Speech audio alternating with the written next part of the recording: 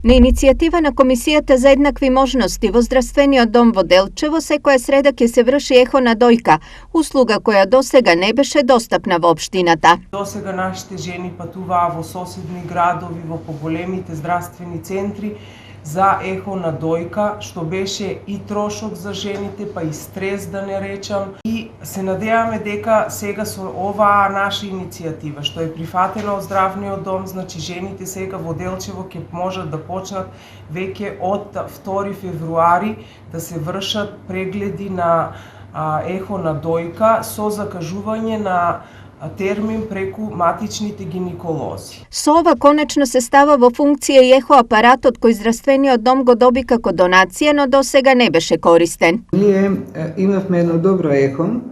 Од последното ехо ние со навистина добра машина, тоа што го добивме од јапонската амбасада. Меѓутоа не се работеше на него до сега.